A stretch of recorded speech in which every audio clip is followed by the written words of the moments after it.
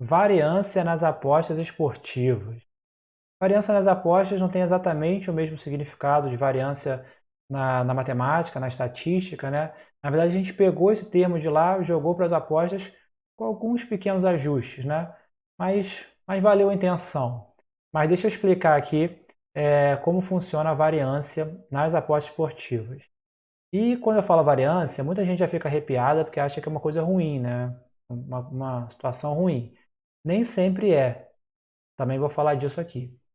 Primeiro eu vou tentar explicar o que é variância nessa questão das apostas esportivas. A variância seria uma dispersão, né? O nosso famoso ponto fora da curva, né?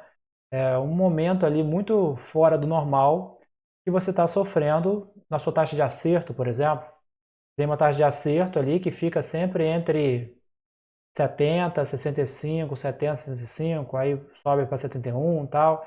Aí durante o período você teve a 59, caiu quase 10 pontos ali, a 10 pontos percentuais, né? A taxa de acerto, tá?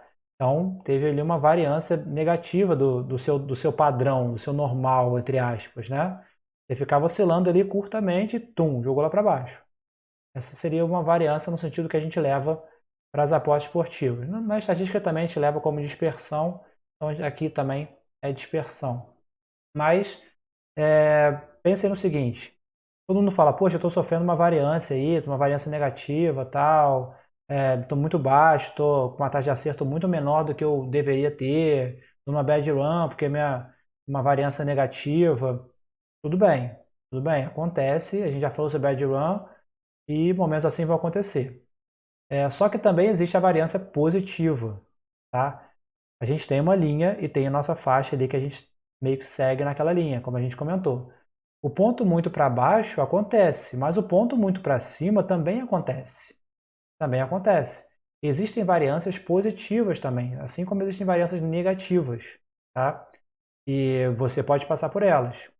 Aí a questão é a seguinte: você não pode desmotivar numa variância negativa, porque ela pode acontecer e você está fazendo a estratégia, você deve seguir, como você também não pode se deslumbrar uma variância positiva. Você pode ter um mês lá com muito mais green do que você esperava. Eu estou falando aqui a casa de 70%, vamos supor que naquele mês você teve 80%. Aí você fala, pô, beleza, a partir de agora vai ser só 80%. Não, você sabe que está na casa de 70% e vai ficar na casa de 70 sempre. Aquilo foi uma variância positiva, assim como acontece as variâncias negativas. Então elas vão acontecer e você tem que entender, né, qual é a sua média, até onde você está mudando ali, né, próximo a ela, e os pontos muito dispersos dela também vão estar sujeitos a acontecer. Tá? Não é para deslumbrar na variância positiva, não é para murchar na variância negativa. Tá? Tem que trabalhar bem ali todas elas, tá? Então, assim, vai existir variância positiva, vai existir variância negativa. E uma compensa a outra no longo prazo, ok? A gente está falando de longo prazo e a gente está falando que a gente fica na casa de 70% nesse nosso exemplo.